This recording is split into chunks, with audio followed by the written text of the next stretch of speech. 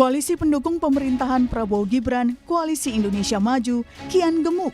Satu persatu partai di luar koalisi tersebut akhirnya menyatakan dukungan dan bergabung. Kemarin Partai Persatuan Pembangunan P3 menyatakan komitmennya mendukung pemerintahan Prabowo Subianto setelah adanya pertemuan antara pelaksana tugas Ketua Umum P3 Mardiono dengan Prabowo. Mardiono mengatakan P3 akan mendukung Prabowo agar bisa menjalankan semua program kerja yang ditunggu oleh masyarakat. Partai Persatuan Pembangunan tidak ada alasan lain, yaitu harus mendukung kepada Presiden terpilih, yaitu Bapak Prabowo Subianto, agar bisa menjalankan semua program-program kerja yang hari ini telah ditunggu-tunggu oleh rakyat Indonesia. Persis sebelum bertemu dengan P3, Prabowo bertemu dengan Ketua Umum Partai Nasdem, Surya Paloh. Dalam pertemuan, dicapai kesepakatan kerjasama dan dipastikan Nasdem bergabung dengan Koalisi Indonesia Maju. Prabowo pun menyambut baik keputusan itu. Tegaskan kembali bahwa saya sangat memandang persatuan sebagai kunci keberhasilan bangsa, dan karena itu saya menyambut sangat baik bersedianya Nasdem untuk bergabung dengan kami, sama-sama mengabdi kepada negara dan bangsa. Keputusan Nasdem bergabung dengan Koalisi Indonesia Maju pun berdampak pada sikap politik partai itu di Pilkada. Di Jakarta misalnya, Nasdem memastikan tidak akan mendukung Anies Baswedan. Surya Paloh bilang ini bukan momentum yang baik untuk Anies maju di Pilkada. Jelas itu, saya sudah beritahu Pak Anies, Anda sebagai adik, ini bukan momen Anda untuk maju pada Pilkada Jakarta Raya. Kita cari momentum yang lebih tepat lagi ke depan. Ada pemahaman itu, ya. Keputusan Nasdem ini pun bakal kian memberatkan langkah Anies di Pilkada Jakarta. Lalu, bagaimana pula Prabowo akan membawa koalisi gemuk ini di pemerintahannya nanti? Tim Liputan, Kompas TV.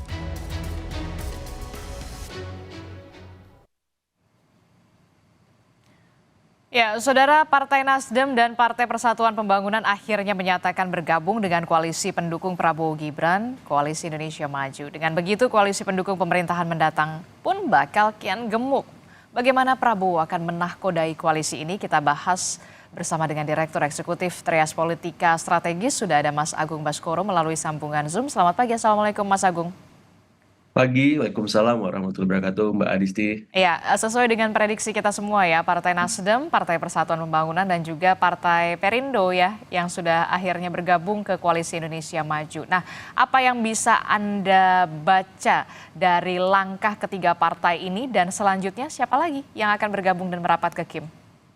Iya, pertama memang secara institusional ya, ini membuktikan bahwa Koalisi Indonesia Maju memang solid ya, kokoh gitu, bahkan akan bertambah istilah plus ya. Jadi KIM plus itu bukan sekedar lagi wacana ketika Nasdem masuk, karena partai parlemennya jadi bertambah, sehingga secara kuantitatif totally ada 60% ya kekuatan pemerintah di parlemen.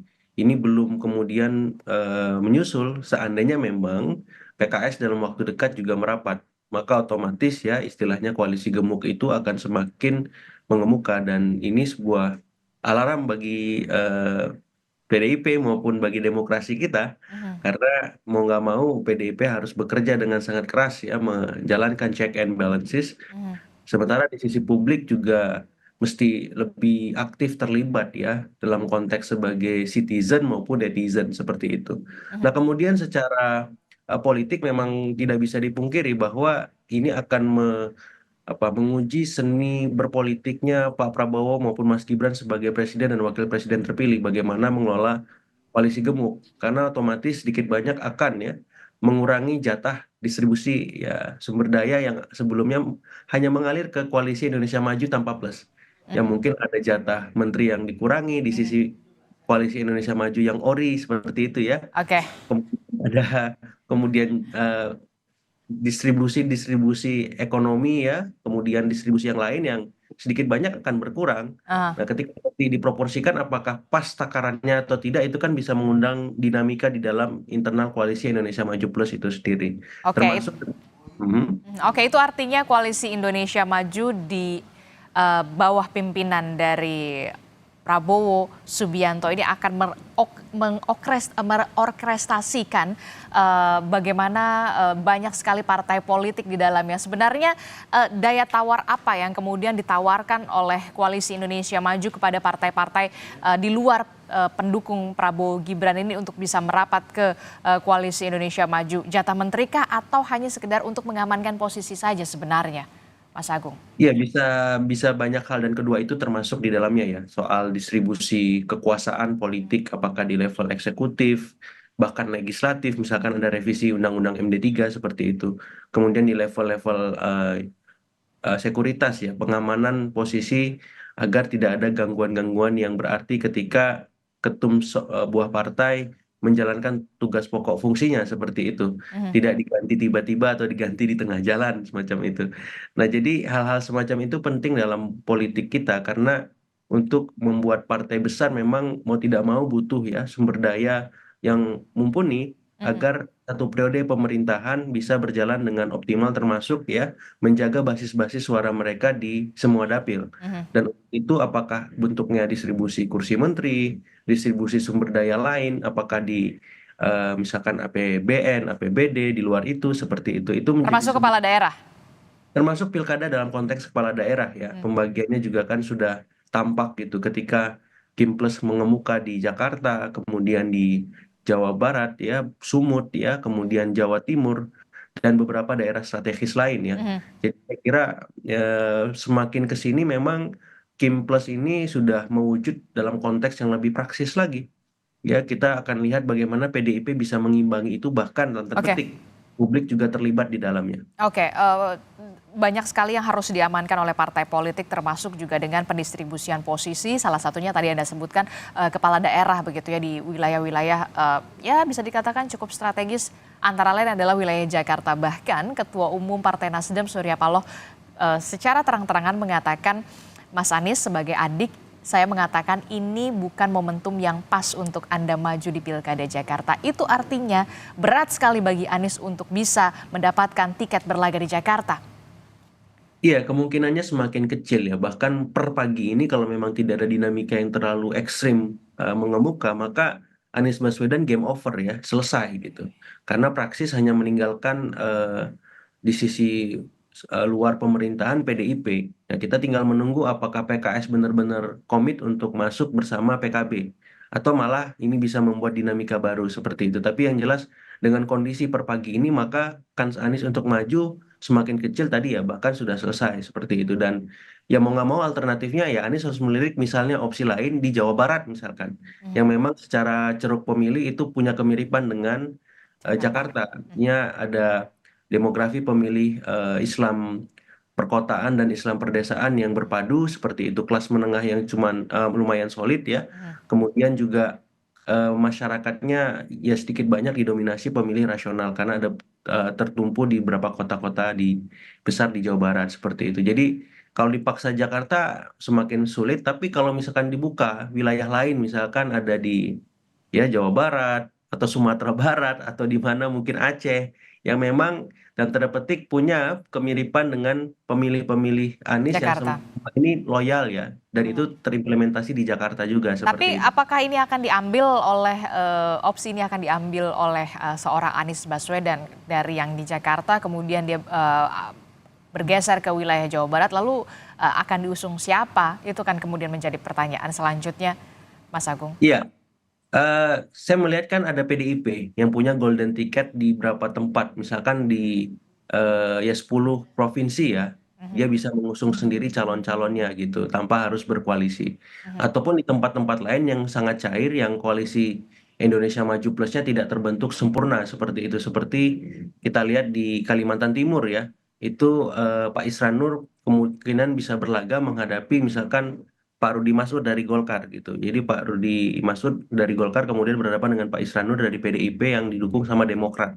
Kemudian di Banten juga kemungkinan kan ini masih cair ya. Bu Airen menghadapi Andra Soni ya. Itu juga Kimplusnya tidak terbentuk dengan sempurna. Jadi Anies bisa melirik ya wilayah-wilayah yang di mana Kimplusnya tidak terbentuk dengan sempurna dan PDIP punya apa ya privilege politik tanpa harus berkoalisi dengan partai lain untuk bisa mengusung paket calon capres cakada maupun cawakada gitu. Jadi alternatifnya itu untuk Anies ataupun yang membuat partai baru. Saya sering sampaikan ya partai Abah itu dikonkretkan aja ya atau dia bergabung dengan partai yang sudah ada ya. Jadi game changer mengubah semua peta yang bisa terbentuk gitu. Masalahnya kan untuk masuk ke partai ini Aniesnya belum ada opsi itu ya. Kemarin kan Oke. sempat ditawarkan PKS dan itu tidak membuat beliau tertarik. Oke, Anda melihat PKB dan juga PKS kalau melihat realitas politiknya semalam, Ya. kemungkinan besar akan bergabung dengan Koalisi Indonesia Maju.